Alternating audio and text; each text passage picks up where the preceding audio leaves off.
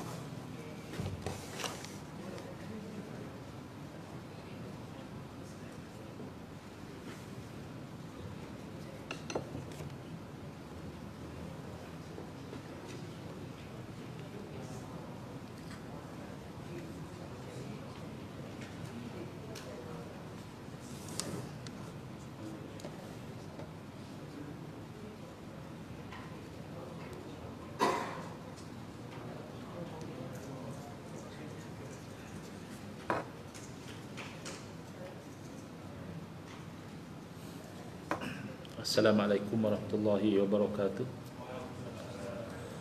Bismillahirrahmanirrahim. Alhamdulillahi rabbil alamin.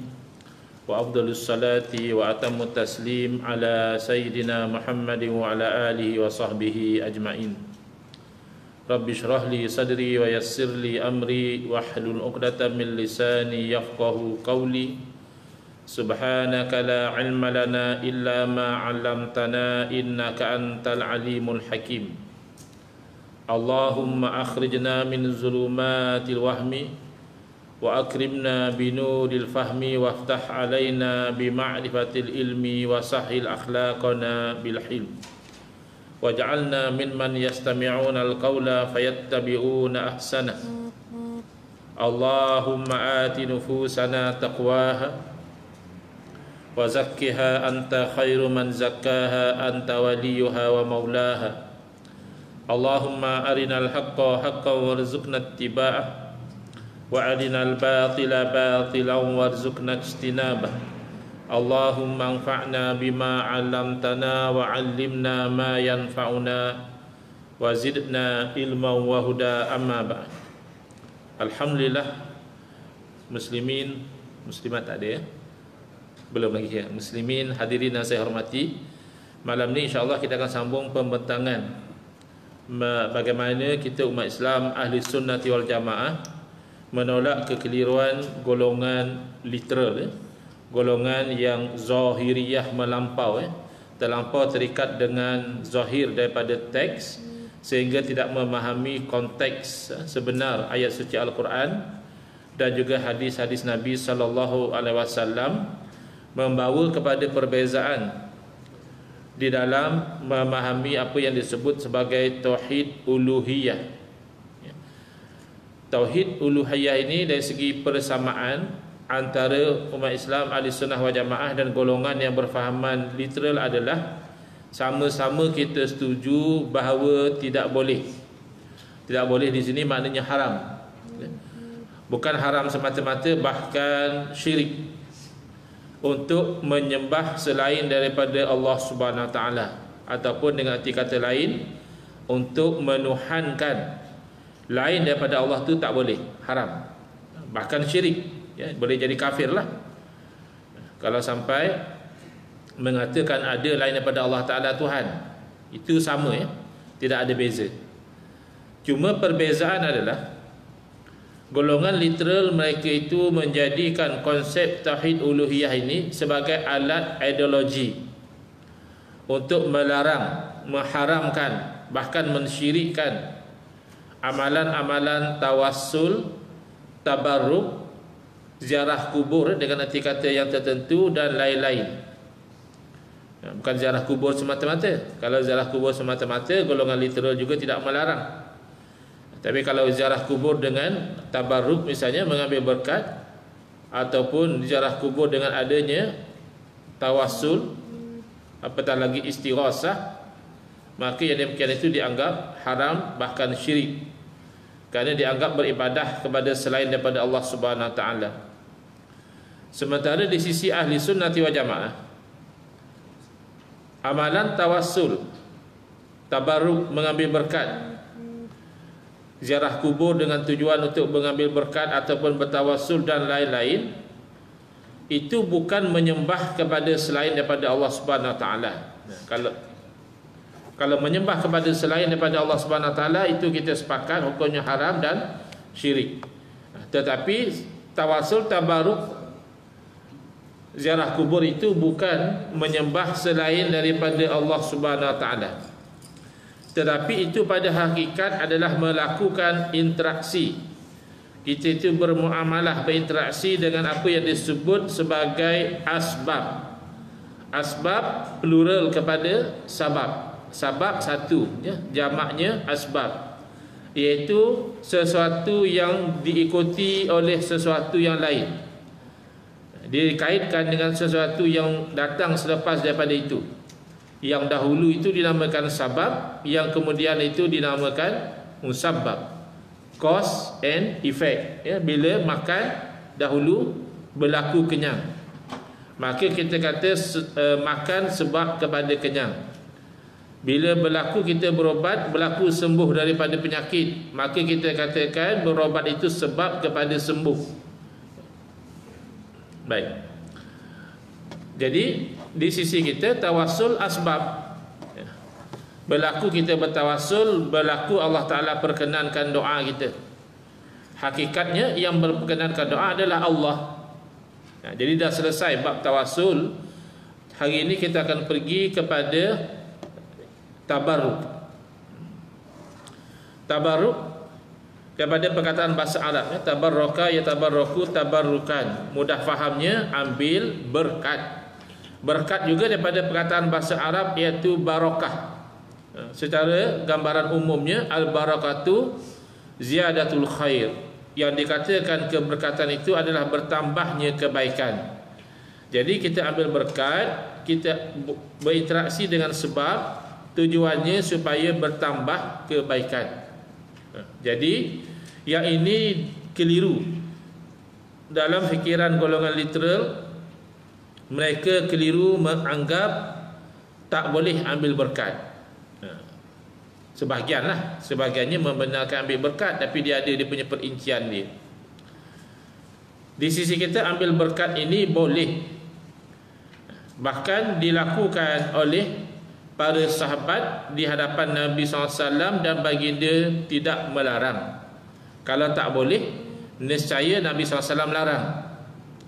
Baik, misalnya apabila Nabi SAW berwuduk, mengambil wuduk, maka air yang jatuh daripada jasad Nabi SAW, kan kita kalau ambil wuduk, ada air yang akan jatuh, daripada muka kita, daripada tangan kita, ya. Jadi air yang jatuh daripada jasad Nabi SAW itu ditadah oleh para sahabat dan disapu ke muka dan juga ke badan mereka, tabarrukan untuk mengambil berkat. Padahal air banyak, ya. Air yang ambil wuduk tu, kenapa tak ambil yang tu terus? Kenapa tak ambil wuduk yang sudah kena ke jasad Nabi SAW untuk diusap ke muka dan ke badan? Jawapannya adalah kerana mengambil berkat, ya, mengharapkan kebaikan. Maka yang demikian itu disangkakan tak boleh ataupun syirik oleh sebahagian umat Islam, ya, yang keliru, kerana dia anggap oleh kerana kebaikan itu daripada Allah Ta'ala, maka mengharapkan kebaikan daripada makhluk adalah syirik. Tidak demikian. Mengharapkan kebaikan daripada Allah itu hakikatan, hakikat semuanya daripada Allah. Jadi pelajar-pelajar tahfiz hafal ayat Quran. Ayat Quran yang berkaitan dengan isu kita ini adalah firman Allah Ta'ala, Qul la amliku li nafsi naf'an wa la dharra. Naf'an dulu ataupun dharra dulu? Dua-dua ada. Ya, dalam Al-Quran kalau kita cek, ada ayat yang sebut naf'an dahulu, kemudian baru darra. Ada ayat yang sebut darra dahulu, kemudian baru naf'an. Ya. Katakanlah, ini perintah kepada Nabi SAW, aku tidak milik untuk diri aku sendiri sebarang manfaat ataupun mudarat. Jadi hakikatnya begitu. Nabi SAW insan yang mulia, utusan Allah Subhanahu Wa Taala, yang dikasihi oleh Allah Subhanahu Wa Taala, hakikat tidak memiliki sebarang manfaat ataupun mudarat. Illa masya Allah, kecuali apa yang dikehendaki oleh Allah Subhanahu Wa Taala. Jadi bila Allah Taala kehendaki, maka Nabi SAW mendatangkan banyak kebaikan, dan Nabi SAW juga menolak banyak kemudaratan. Paling besar kebaikan adalah tauhid, keimanan. Paling besar mudarat yang ditolak oleh Nabi SAW adalah syirik, kekufuran. Baik. Jadi kalau dia faham itu, tak timbul menganggap ambil berkat itu syirik. Bahkan Nabi SAW sendiri tak larang. Bila sahabat ambil berkat daripada air wuduk Nabi SAW, kalaulah syirik, nescaya Nabi SAW wajib larang. Kerana misi utama Nabi SAW adalah meletakkan tauhid dan menolak syirik.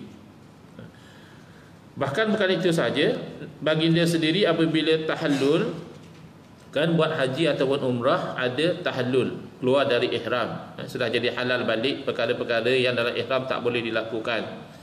Jadi apabila Nabi SAW bercukur kepala, buang rambut itu Nabi SAW minta supaya diedarkan kepada para sahabat. Nak buat apa rambut? Ada boleh buat sup kah? Ada boleh buat makanan kah? Tak boleh. Ada buat apa?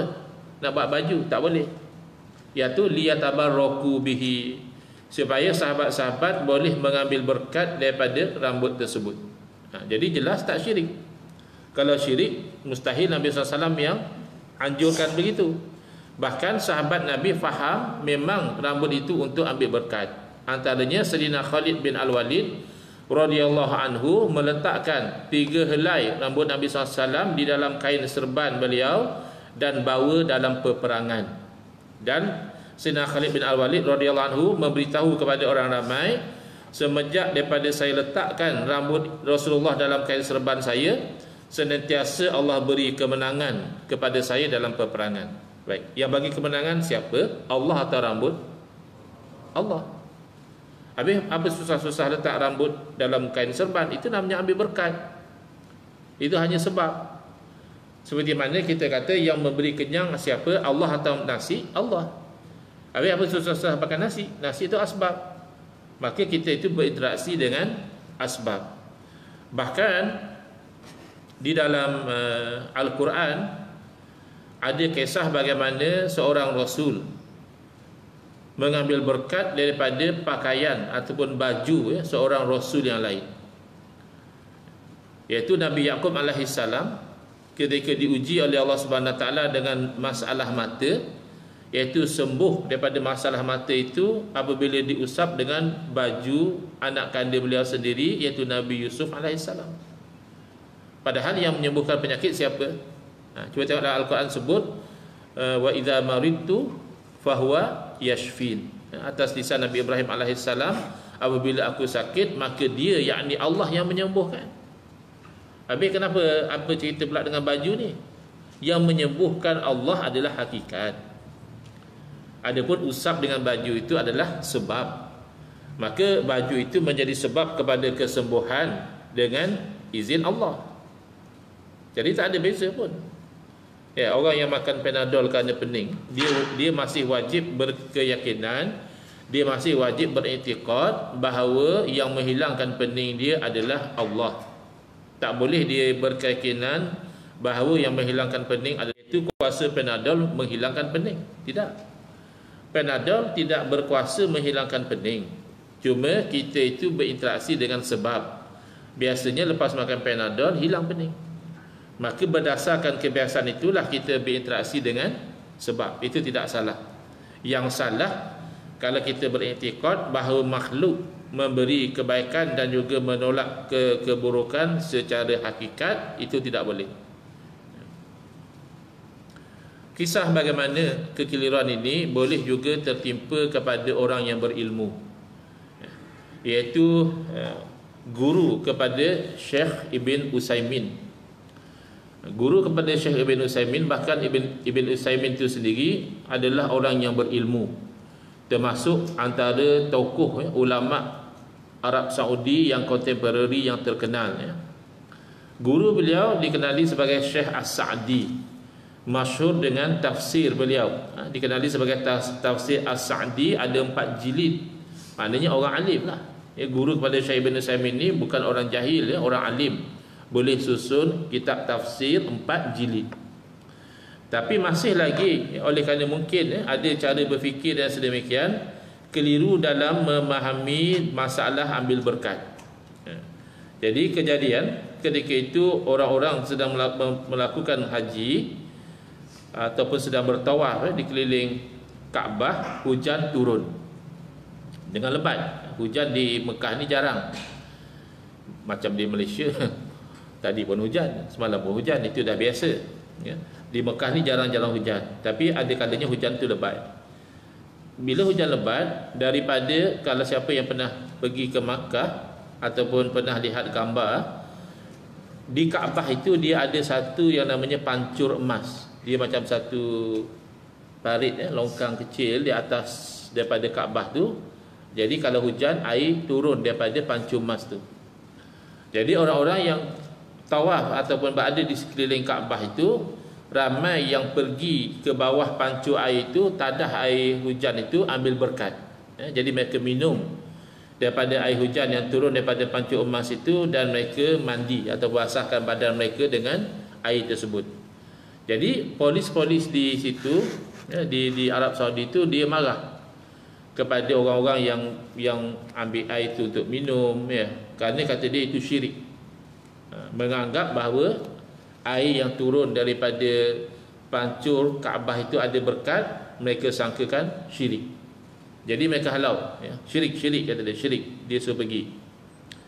Jadi pada masa itu ada suatu orang ulama yang lain, iaitu Syekh almarhum Syekh Said Alawi Al-Maliki rahimahullah ta'ala, yang mana beliau adalah bapa kepada Said Muhammad Ibn Alawi Al-Maliki, yang terkenal di zaman kita, sudah meninggal dunia rahimahullah.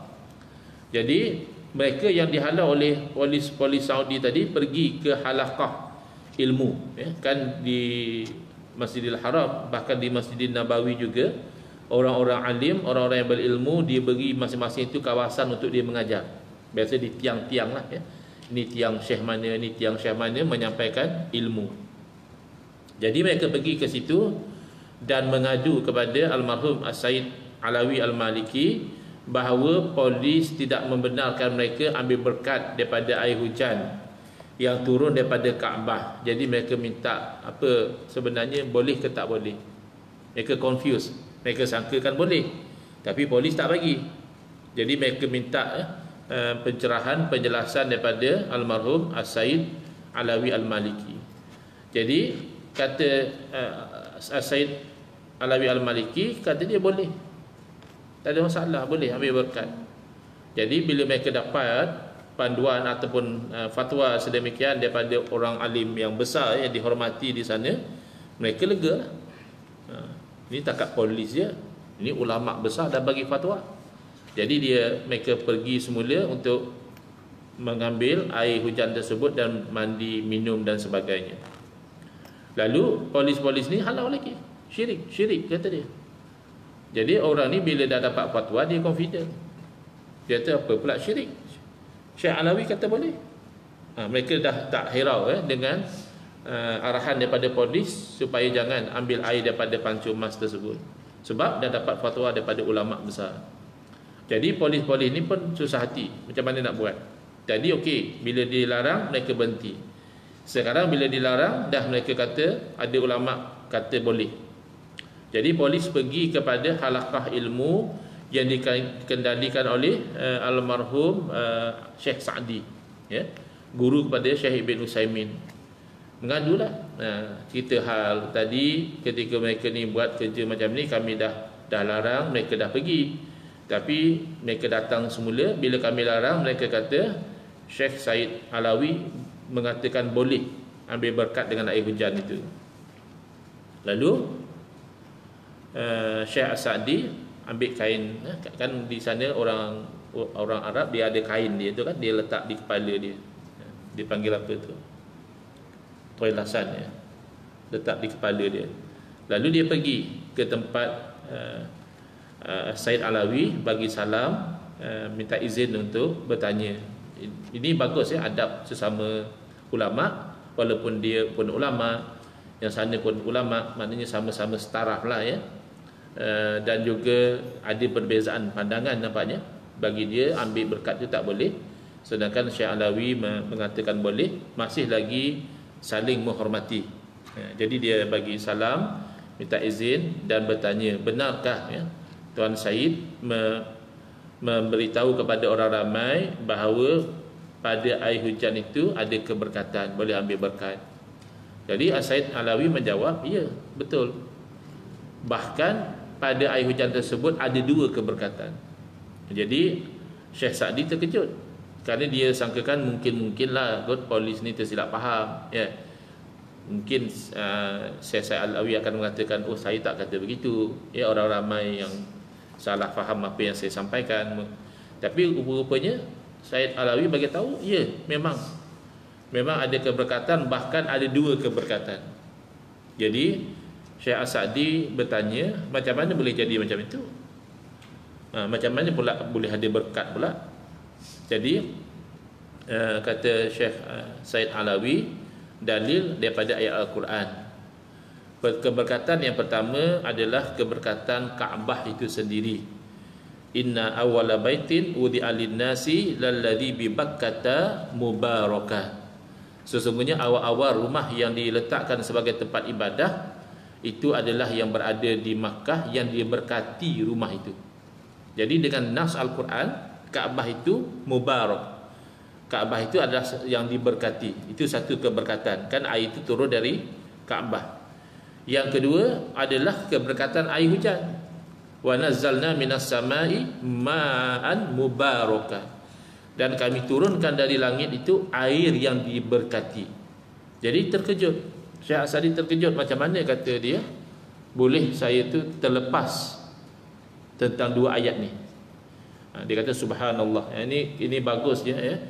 Syekh As-Sa'di ni dia insaf, dia boleh menerima sesuatu pandangan apabila telah dijelaskan dalil dia. Berbeza dengan kita lihat sebahagian daripada golongan yang sudah terpengaruh dengan fahaman literal ni, kalaupun dah diberi dalil pun dia masih tak boleh terima. Dia masih mengutamakan kecenderungan dan juga fahaman dia sendiri berbanding dengan dalil yang telah dijelaskan. Misalnya ada setengah orang, kita dah jelaskan dalil kepada dia bahawa berzikir secara nyaring itu sunnah. Kerana jelas dalam hadis yang sahih, Sayyidina Abdullah bin Abbas radhiyallahu anhuma memberitahu al-jahru bizikri kana fi ahdi Rasulillah. Menjaharkan zikir itu berlaku di zaman Rasulullah. Dan bahkan Sayyidina Abdullah bin Abbas tahu ya orang dewasa, masa itu beliau masih kanak-kanak lagi. Beliau tahu orang dewasa selesai solat kerana mendengar mereka berzikir. Maknanya kuat. Daripada luar masjid pun boleh dengar. Ada orang tak boleh terima lagi. Kata dia, mana boleh nanti ganggu orang yang sedang solat masbuk. Ganggu itu cerita lain. Maknanya kalaulah kuat itu sehingga mengganggu, maka hendaklah diperlahankan zikir itu supaya tak mengganggu. Bukan kerana zikir kuat itu bukan sunnah. Zikir kuat itu sunnah, tapi kuat setakat mana, selagi mana jangan sampai mengganggu orang yang beribadah, ataupun setengah masjid dibenarkan tidur. Orang tidur pun kita tak boleh ganggu. Kan tidur itu satu nikmat yang halal. Boleh saja tidur. Jadi kalaulah kita berzikir itu kuat, terutamanya di zaman kita ni kan ada mikrofon. Jadi kalau kita nyaring campur lagi dengan mikrofon, dia akan jadi terlampau kuat. Hingga kan kalau ada orang solat mengganggu bacaan solat dia dan penumpuan dia, maka kuat sebegitu dilarang. Tapi kalau semata-mata kita kata zikir kuat ini tidak sunnah, sunnah. Jelas.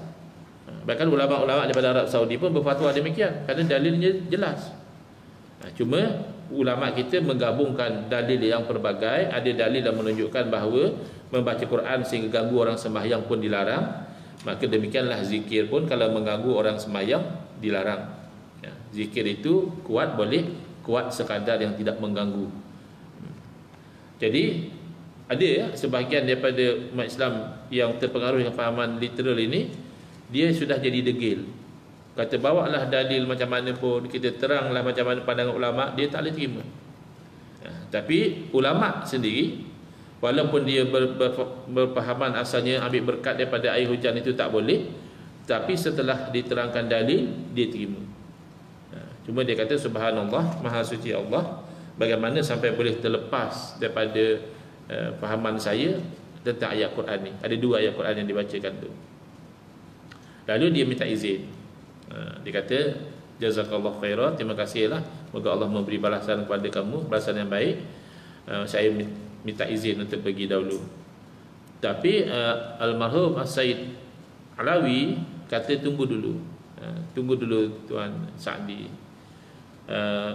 Polis-polis yang sedang melarang ya, orang daripada mengambil berkat daripada air hujan itu, mereka tidak akan berhenti daripada apa yang mereka sedang buat.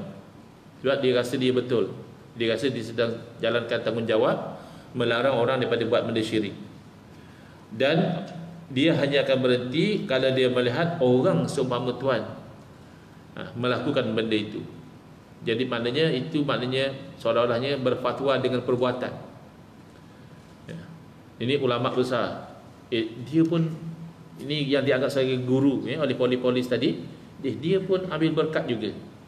Jadi menerima nasihat daripada Said Alawi tadi, Syekh As-Sa'di rahimahullah pergi ke bawah pancur itu, dia sendiri turut minum air daripada air hujan itu dan juga membasahkan pakaian dia dengan air tersebut.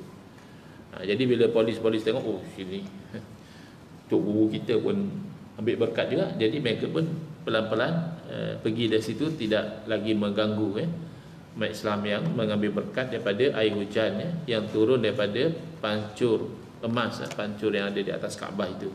Jadi sebagai kesimpulan, mengambil berkat ini hanyalah al-muamalatu bil asbab, berinteraksi dengan sebab ya. Dan of course lah kita ambil berkat itu pada perkara-perkara yang ada kebaikan.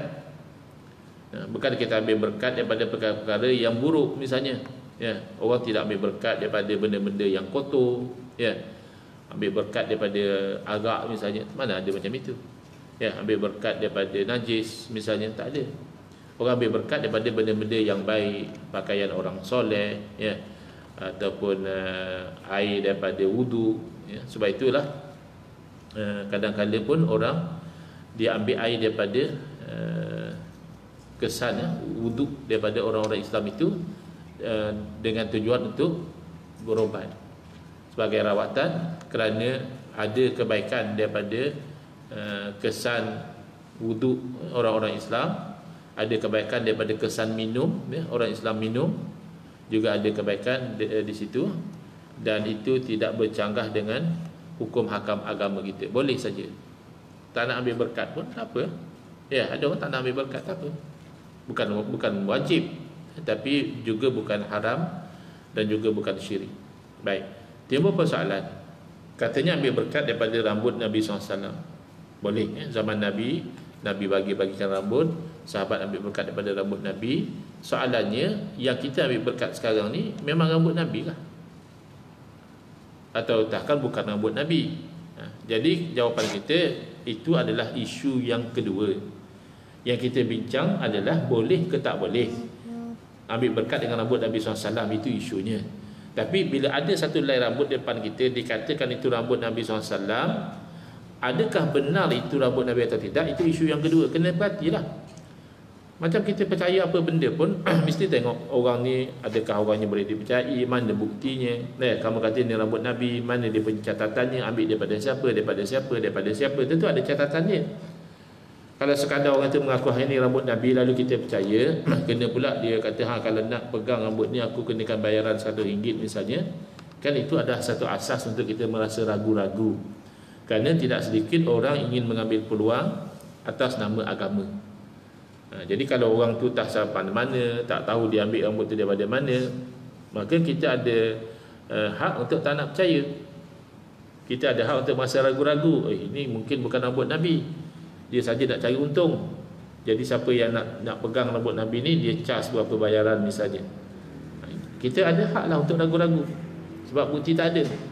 Tapi kalau memang ada, dia tunjuk, orangnya pun mungkin keturunan Rasulullah misalnya, dan dia boleh tunjuk kepada kita ini adalah bukti bahawa rambut itu diambil daripada bapanya, daripada bapa dia, ada silsilah dan sebagainya, maka boleh kita mengambil berkat daripada rambut itu, misalnya direndam dalam air lalu kita minum, boleh. Itu saja nak ceritanya. Jadi ada pun sama ada sehelai rambut itu adalah rambut Nabi SAW atau tidak, eloklah kita perhatikan kepada bukti yang ada, kerana dibimbangi terpedaya dengan golongan yang ingin mengambil peluang dengan menyamar, bukan rambut Nabi pun dia kata rambut Nabi dan seumpama dengannya. Baik, jadi selesai bab tabarruk. Ada masa dalam 2 minit lagi. Next kita akan pergi pada istighasah. Buat catatan, istighasah, minta tolong kepada selain daripada Allah Ta'ala, adakah boleh atau adakah tidak boleh? Ada sebarang soalan dahulu berkaitan dengan tabarruk, ambil berkat?